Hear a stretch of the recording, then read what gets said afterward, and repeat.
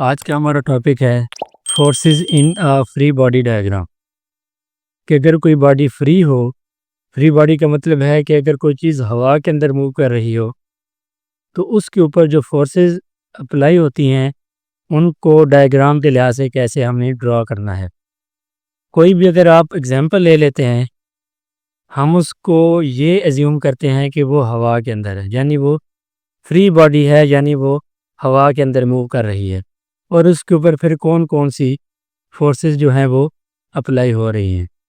Forces in a free body diagram का मतलब ये है कि एक जो बॉडी होती है उसके ऊपर हम फोर्स अप्लाई करते हैं, तो उसके ऊपर कौन सी डायरेक्शन में कौन सी फोर्स अप्लाई होती है और उसका कितना मैग्नीट्यूड होता है, उसको हम बोलते हैं forces in a free body diagram. ये 2 नंबर का शॉर्ट क्वेश्चन है, एग्जाम के अंदर पूछा जाता है। देख लेते हैं कि इसका मतलब क्या है। Free body diagram, free body diagram का क्या मतलब है। फ्री बॉडी कि कोई भी बॉडी हवा के अंदर है, या अगर हम एज्यूम कर लें कि वो हवा के अंदर मूव कर रही है, तो उसकी डायग्राम कैसे बनेगी, उसके ऊपर जो फोर्सेस अप्लाई हो रही हैं उसकी डायग्राम कैसे बनेगी। Are use to show the relative magnitude.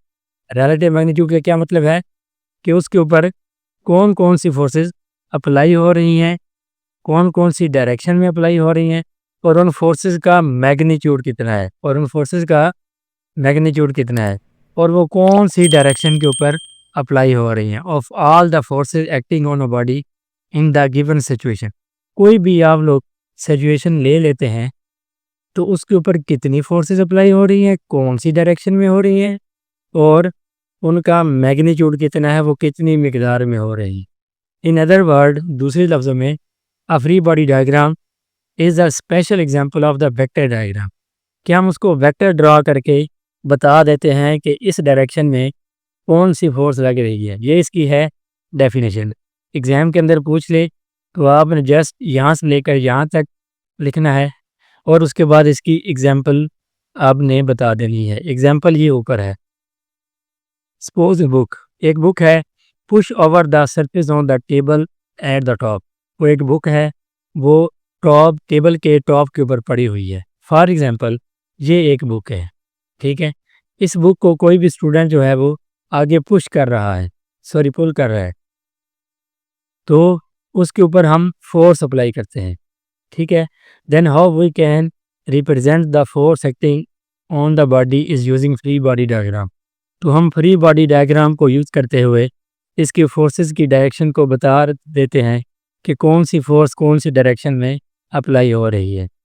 For example ये एक किताब है, ये एक बुक है, इसके ऊपर हमने फोर्स अप्लाई की, ठीक है।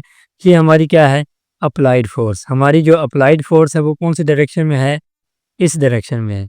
हमारी जो अप्लाइड फोर्स है वो इस डायरेक्शन में है कि हमने बुक को इस डायरेक्शन में पुल किया है, ठीक है। तो इसको बोलते हैं अप्लाइड फोर्स। ये हमारी अप्लाइड फोर्स है। तो इसके ऊपर बाकी कौन सी फोर्सेस जो है एक्ट कर रही है, उनको हमने डायग्राम के ज़रिए, फॉर एग्जांपल ये हवा के अंदर है, ठीक है, तो उसको हमने डायग्राम के ज़रिए बताना है। तो ये अप्लाइड फोर्स है। तो हाँ, जो नॉर्मल फोर्स होती है, नॉर्मल का मतलब भी हमेशा परपेंडिकुलर, जो 90 डिग्री लगती है, इसको बोलते हैं नॉर्मल। नॉर्मल का मतलब होता है जो सीधा होता है। तो नॉर्मल जो फोर्स होती है वो हमेशा ऊपर की जानिब होती है। तो ये होगी नॉर्मल फोर्स, ठीक है।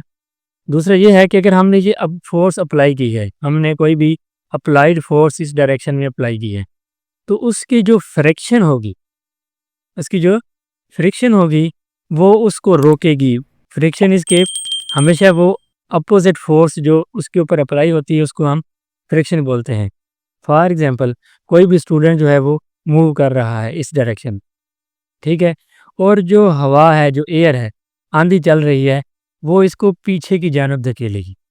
जो मैन है, जो स्टूडेंट है, वो आगे की जानब मूव करेगा, लेकिन जो एयर है वो उसको, अगर हवा तेज़ चल रही है तो वो उसको पीछे की तरफ धकेलेगी।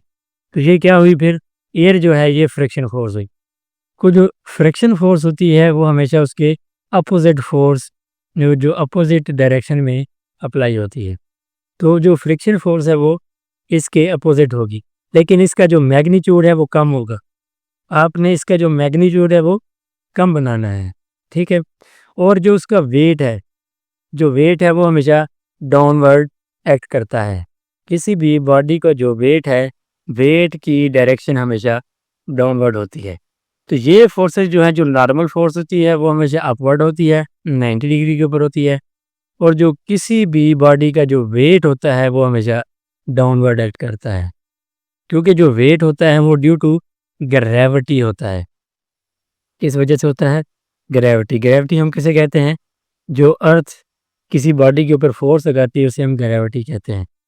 तो ग्रेविटी जो है, वेट जो होता है वो हमेशा अर्थ की तरफ होता है, ज़मीन की तरफ होता है, और ज़मीन उसको अपनी जानब खींचती है।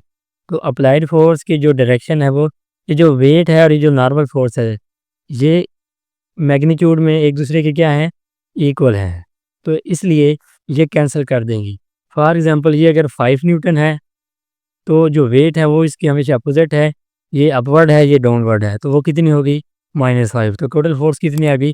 0, ठीक है। इसलिए ये ऊपर या नीचे की जानिब मूव नहीं करता। ये राइट साइड पे क्यों मूव कर रहा है? क्योंकि जो अप्लाइड फोर्स है वो फ्रिक्शनल फोर्स से क्या है? ग्रेटर है। इसलिए जो फ्रिक्शनल फोर्स है ये अप्लाइड फोर्स है। अप्लाइड फोर्स ज़्यादा है, फ्रिक्शनल फोर्स कम है। इसलिए जो बॉडी है वो आगे की जानिब मूव करेगी। अगर मैं दूसरा केस ले लूँ कि ये फ्रिक्शनल फोर्स को मैं ज़्यादा बना दूँ और अप्लाइड फोर्स जो है वो कम हो, जैसे कोई भी गाड़ी अगर हम खड़ी कर दें, ठीक है, ये गाड़ी है, इसके 2 पहिए हैं, तो गाड़ी को आप पीछे से पुश करेंगे तो वो गाड़ी आगे की जानिब मूव नहीं होगी, क्योंकि आपकी फोर्स कम है, जो फ्रिक्शनल फोर्स है वो ज़्यादा है, इसलिए गाड़ी जो है वो मूव नहीं होगी। तो बॉडी जो है वो, किताब जो है वो आगे की तरफ मूव क्यों कर रही है? क्योंकि उसके ऊपर अप्लाइड फोर्स जो है वो ज़्यादा है। तो आज के लेक्चर में हमने क्या स्टडी किया?